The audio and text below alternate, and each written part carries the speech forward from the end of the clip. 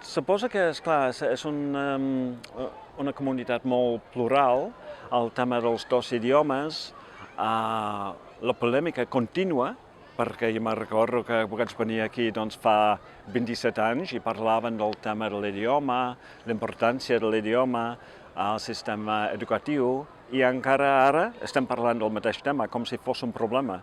Doncs no és un problema resolt, diguem-ne. És una cosa contínua que això em sorprèn una mica, que, esclar, normalment haurien de ser problemes que es superen, no? I aquí no s'ha superat. Per això tenim la situació, és una situació contínua, i jo pensava, en principi, que, esclar, es podria resoldre durant els temps de Felipe González, el govern, per exemple, amb un govern molt moderat, ja es va veure amb l'Aznar, amb la seva majoria absoluta, que la cosa es va posar molt seriosa, molt preocupant, i ara, amb el Rajoy, i amb la consulta i tot, ja hem arribat a una situació molt tensa. S'acosta la consulta, ja sabem que,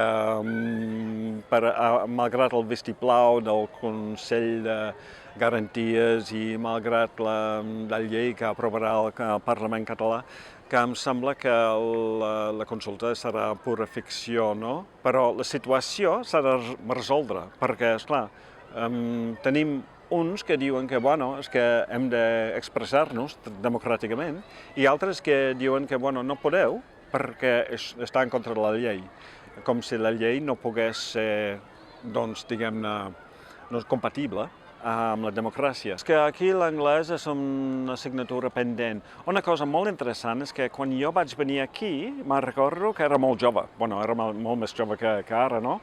Però molt jove també relativament, perquè entrava a classe i els estudiants tenien 30 anys, jo tenia, 25. Era molt més jove que els meus estudiants, perquè havien fet francès a l'escola. Ara, de vegades, faig una classe, per exemple, perquè un company està malalt, en una acadèmia, i em trobo que els estudiants adults, entre cometes, tenen 14 anys. I jo ara faré els 53 el mes d'octubre. Ja ha canviat molt, els estudiants són més joves, però el nivell no ha pujat gaire.